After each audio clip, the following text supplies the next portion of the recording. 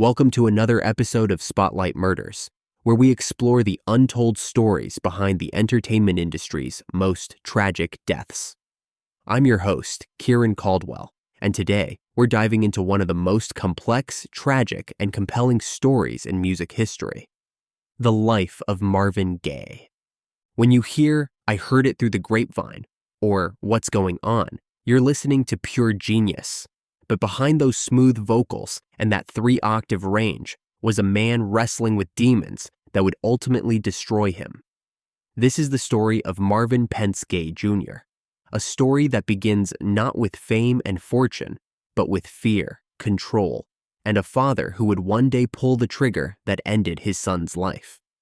Today, we're going to take you through the complete journey, from a terrified child hiding in his bedroom to a global superstar who built his own sanctuary, only to retreat back to the very place where his trauma began. This isn't just a story about music. It's about how childhood wounds can echo through decades, how creativity can be both salvation and curse, and how even the most beautiful voices can emerge from the darkest places. Tragically, his story ended with his untimely death, a poignant reminder of the lasting impact of those early struggles. Step behind the glitz and glamour, then watch it crumble in Spotlight Murders by Scoob. This riveting series uncovers the sinister realities lurking beneath celebrity lifestyles, where obsession, betrayal, and fame-driven chaos turn stars into targets. Explore the chilling stories behind headline-making murders, stalker-fueled horrors, and Hollywood secrets that shocked the world. Spotlight Murders lifts the velvet curtain to expose the darker side of fame. Delve into forensic details, explosive revelations, and psychological breakdowns that reveal the deadly price of stardom. If you crave scandalous headlines, courtroom battles, and jaw-dropping true stories about the rich and famous, this podcast is your next obsession. Exclusively on Scoob, the AI-powered podcast app designed for true crime addicts. With over 1,500 short, binge-worthy episodes, Spotlight Murders delivers the electrifying drama of celebrity crime straight to your ears.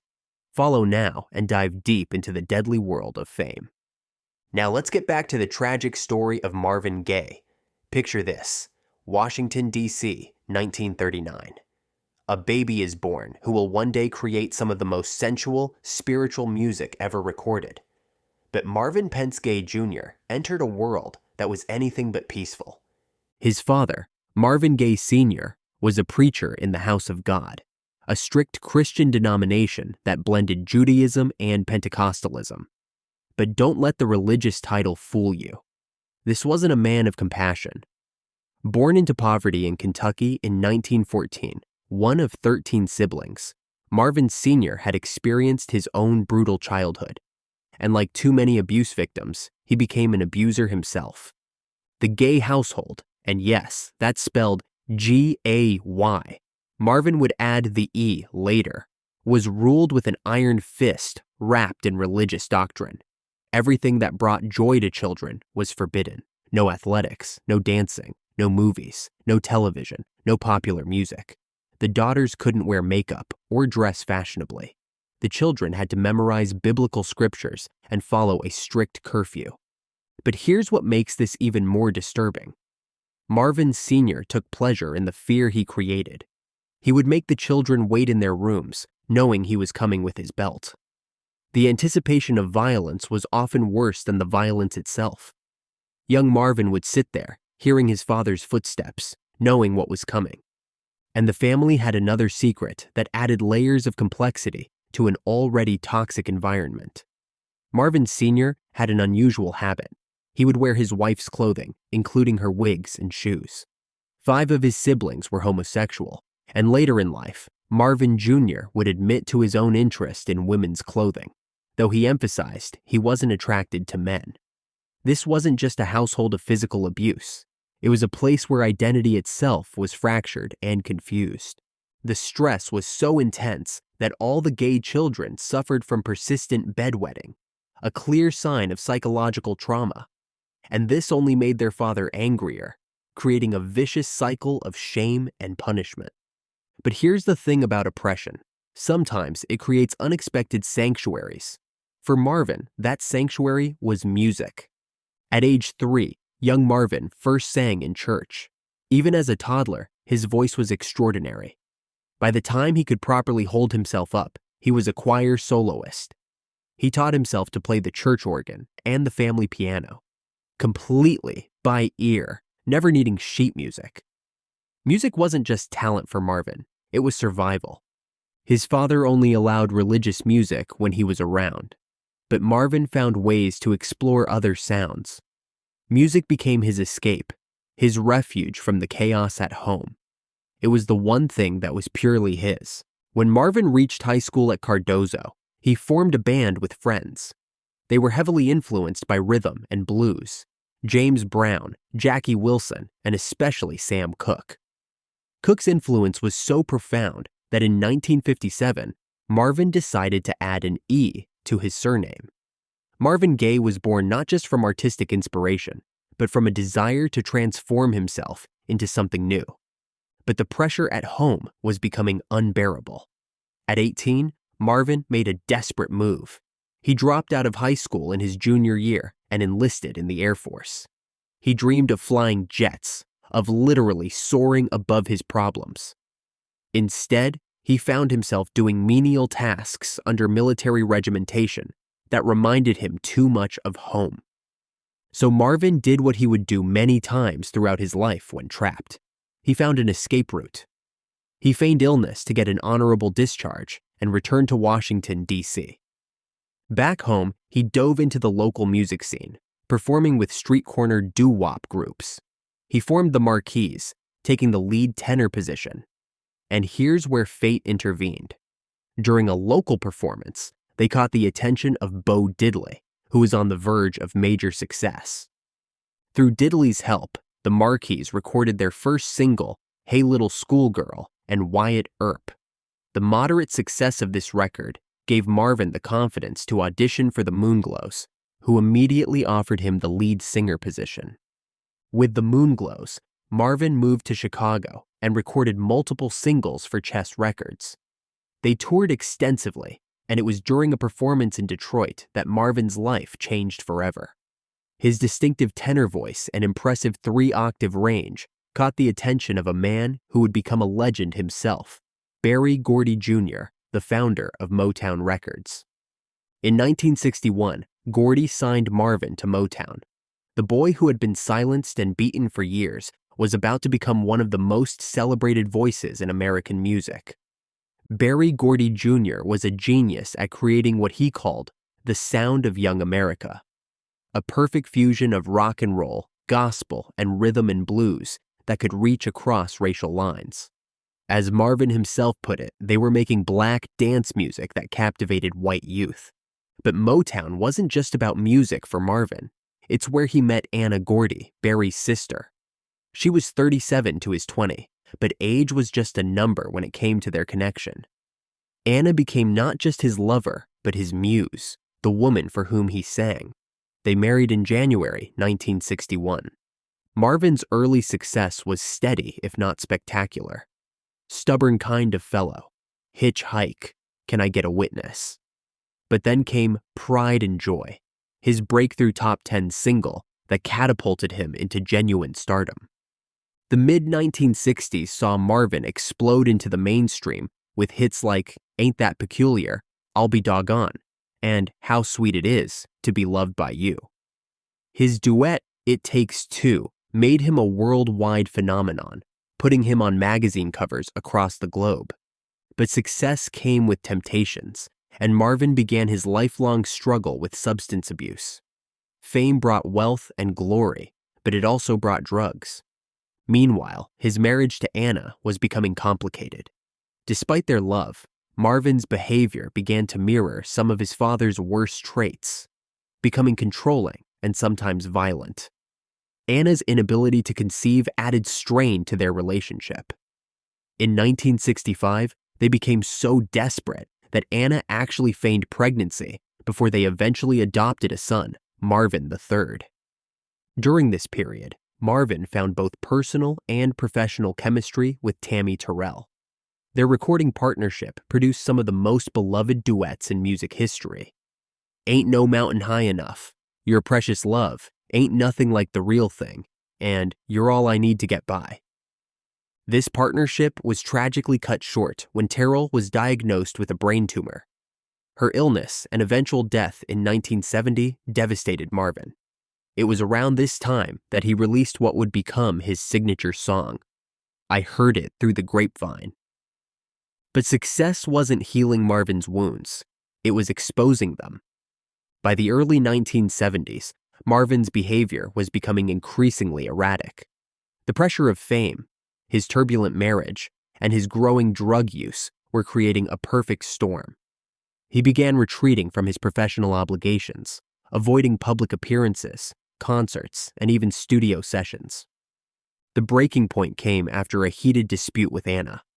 Marvin became dangerously isolated, barricading himself in an apartment with a gun, threatening suicide if anyone tried to approach him. This crisis was only diffused when Anna's father managed to talk him down. This wasn't just a bad day. This was the beginning of Marvin's retreat from the world.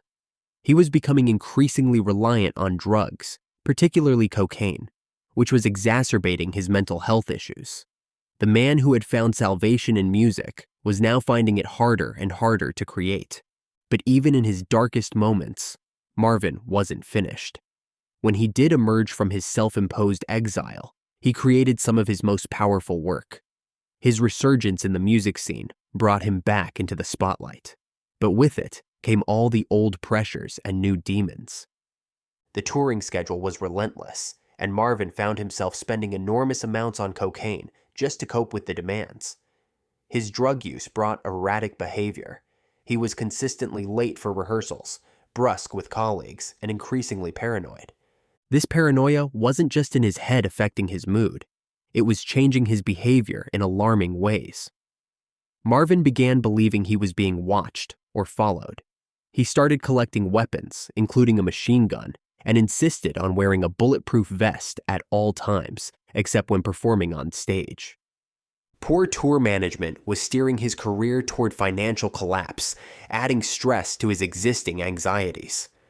This pushed him further down a destructive path, severely impairing his ability to record music and plunging him into deep depression. In this dark chapter, Marvin made a decision that seemed logical but would prove fateful. He turned to his mother for support. Before we talk about that decision to move back home, let's explore one of the most fascinating aspects of Marvin's life during his peak years, his recording studio. Located near Hudson on Sunset, this wasn't just any studio. It was a 1.5-story brick building with no signage, no windows, just a street number for identification. It was deliberately enigmatic, designed exactly to Marvin's specifications. Inside, it was a perfect blend of security and opulence. Rich earth-toned carpets, striking wooden walls, luxurious furnishings. The space could accommodate Marvin's 18-member band for rehearsals, featured a large control room and 2 reception areas. But the real centerpiece was the secluded loft bedroom upstairs, accessible through a heavily fortified door. This loft was essentially a compact apartment with a small fridge, stove, large wardrobe, and bathroom with shower. The centerpiece was Marvin's custom-made king-size waterbed and a jacuzzi that could accommodate 12 people. The design carried a distinctive Playboy bachelor pad influence. This was Marvin's answer to the exclusive circle of Berry Gordy and Hugh Hefner. Since he couldn't infiltrate their world, he created his own sanctuary. The control room was adorned with oil paintings of Marvin himself, often depicted in a messianic light, interacting with children and holding doves, symbols of peace and love. When questioned about whether these glorifying portraits contradicted his belief that egotism could impede one's connection with God, Marvin candidly responded by pointing to a provocative poster of Jane Fonda on his studio wall, saying his portraits were no more problematic than that. Marvin frequently described the studio as sexy, and this atmosphere undoubtedly influenced his creative work. From late 1975 until its closure 4 years later due to bankruptcy, the studio became a vibrant epicenter. Family, friends, advisors, and partners all converged there, seeking Marvin's attention, hoping for jobs, interviews, investment funds, or simply to enjoy his company. While actively working on albums, Marvin would occasionally halt production to host what he called serious parties. These gatherings, accompanied by his music and personal fantasies, became woven into the fabric of his recordings, making the studio a crucible for both personal and artistic exploration. But this sanctuary couldn't protect him from his growing paranoia and drug use. Eventually, financial collapse forced its closure, and Marvin found himself seeking refuge in the one place he thought he'd escaped forever. If you're captivated by true crime and fascinated by the darker side of the celebrity life, Spotlight Murders by Scoob is your next must-listen. From iconic musicians taken too soon to Hollywood legends whose deaths remain shrouded in mystery, Spotlight Murders strips away the glam to uncover the secrets, scandals, and deadly fixations behind famous tragedies. These are the stories headlines hinted at, but we go further. Hit follow and subscribe to Spotlight Murders on Spotify, Apple Podcasts, or YouTube, and never miss a chilling twist from the deadly intersection of fame, fortune, and fatal outcomes. Before we return to Marvin's fateful decision to move back home, we need to understand another crucial relationship that defined Marvin's later years, his marriage to JANIS Hunter. Marvin met JANIS when their age difference was significant. She was barely in her 20s while he was an established star. She became his second wife in 1977 and the mother of 2 of his children. Initially, their connection was characterized by fervent, intense passion. JANIS served as a muse for many of Marvin's songs during this period. But as Marvin's cocaine use increased, their relationship became a twisted reflection of his childhood trauma. The man who created tender love ballads was living a personal life filled with cruelty and contradiction. Marvin found pleasure in demeaning and controlling JANIS, behavior that revealed his deep self-destructive tendencies. In perhaps the most disturbing aspect of their relationship, he manipulated JANIS into relationships with other popular singers of the time, Frankie Beverly, Rick James, and Teddy Pendergrass. He was using his young wife as a tool for his own psychological torment. JANIS found herself trapped in an impossible situation. She couldn't refuse Marvin's demands without risking his wrath and potential violence. He was using her to satisfy his need for self-punishment, showcasing his own deviant behaviors. Marvin had confided to his mother about his unconventional sexual practices, mentioning that his first wife Anna had introduced him to certain techniques that he later imposed on JANIS. His personal life was characterized by extreme chauvinism. He actively prevented JANIS from pursuing her own singing career, maintaining the belief that women existed primarily to serve him. For JANIS, this meant accommodating Marvin's increasingly disturbing fantasies. He harbored an obsessive fixation on sex, maintaining a reputation as a relentless womanizer and excessive consumer of pornography. This compulsive behavior likely traced back to unresolved issues from his repressed childhood, manifesting in damaging and extreme conduct. JANIS would later speak candidly about the more troubling aspects of their life together, noting Marvin's fixation on dark and unsettling elements that left her speechless. Their marriage lasted until 1981, ending in separation as Marvin's drug use and erratic behavior made their relationship unsustainable. The irony was stark. Here was a man creating some of the most beautiful love songs ever recorded, while simultaneously destroying the very relationships that inspired them. By the early 1980s, Marvin's paranoia had reached dangerous levels. His belief that he was being watched or followed, combined with his growing arsenal of weapons and constant bulletproof vest, painted a picture of a man in serious psychological distress. Perhaps his feelings of paranoia weren't entirely misplaced. The stress from his failing tour, combined with his cocaine addiction and depression, made it impossible for him to continue his professional life. In this desperate state, Marvin made the decision that would seal his fate. He moved back home with his mother. The home was located in the Crenshaw district of Los Angeles, a house Marvin had bought for his parents years earlier as a reflection of his loyalty and dedication to their well-being. Throughout his career, he had ensured his parents lived comfortably, providing financial support, vehicles, and clothing. His mother was thrilled to have him home, especially as she was recovering from significant surgery. She relished the opportunity to have Marvin close during her recovery. Marvin took residence in a bedroom within the expansive house, finding some degree of solace in the familiar setting. He enjoyed spending time with his brother Frankie and his wife Irene, who occupied an adjoining apartment. Even though his drug use continued, the comforting familial atmosphere offered him a chance to rejuvenate and contemplate his life and career. But there was a complication. His father, Marvin Gaye Sr., had temporarily departed for Washington, D.C. to manage the sale of their former family home. This absence left Marvin with mixed emotions. He was troubled by his father's apparent indifference toward his mother's condition, but relieved not to face him directly. This relief was short-lived. When Marvin Sr. returned, the old tensions immediately resurfaced. The details of what happened on April 1st, 1984, remain complex and painful. What we know is that a heated argument erupted between father and son. Marvin Gaye Sr. would later claim self-defense, saying he was afraid of his son and that he didn't know the gun was loaded.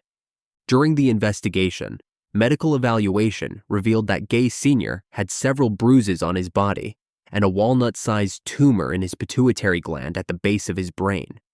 It's unclear how long the tumor had been present or whether it influenced his behavior. Gaye Sr. was initially charged with murder, but later negotiated a plea deal. In return for pleading guilty to voluntary manslaughter with a firearm, prosecutors agreed not to seek a full murder charge. At 70 years old, there seemed little appetite for a life sentence. When Gaye Sr. appeared in court on October 2, 1984, he entered a plea of no contest. The judge sentenced him to 5 years probation, noting that while this was one of those terribly tragic cases in which a young life was snuffed out, it appeared that the young man who died tragically provoked the incident.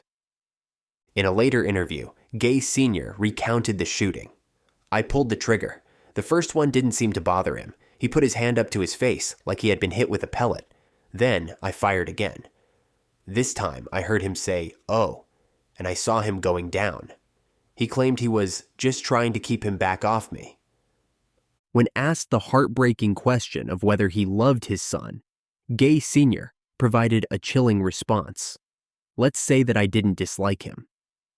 The story of Marvin Gaye is ultimately a story about the echo of trauma through generations. A man who experienced brutal poverty and hardship created that same brutality in his own home. A child who was beaten and controlled grew up to beat and control others. A father who should have protected instead destroyed. But it's also a story about the transcendent power of music. Despite everything, the abuse, the drugs, the paranoia, the broken relationships, Marvin created art that continues to heal and inspire people around the world. Songs like "What's Going On," "Sexual Healing," and "I Heard It Through the Grapevine" emerged from this tortured soul and became eternal. Marvin Gaye died on April 1st, 1984, one day before his 45th birthday. He was killed by the man who gave him life, but never gave him peace. The tragic irony is that he returned to the very place where his trauma began, seeking the comfort and safety that had never existed there. His story reminds us that talent and success can't heal childhood wounds, that fame and fortune can't silence the voices of trauma, and that sometimes the most beautiful art comes from the deepest pain. The next time you hear that smooth, soulful voice singing about love and healing, remember the man behind it. A man who spent his entire life seeking the peace that always seemed just out of reach. I'm your host, Kieran Caldwell, and you've been listening to Spotlight Murders, where we dig into the glittering lives, buried secrets, and deadly consequences of fame. If this episode had you questioning what really lies behind the red carpet, be sure to like, follow, and subscribe on Spotify, Apple Podcasts, YouTube, or wherever you get your true crime fix.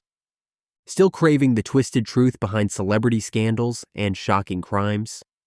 Discover Scoob, the AI-powered podcast app made for true crime fanatics. With thousands of bite-sized, bingeable episodes, it's your gateway into the world where fame turns fatal. Download Scoob today on the App Store or Google Play and lose yourself in the darkness behind the spotlight.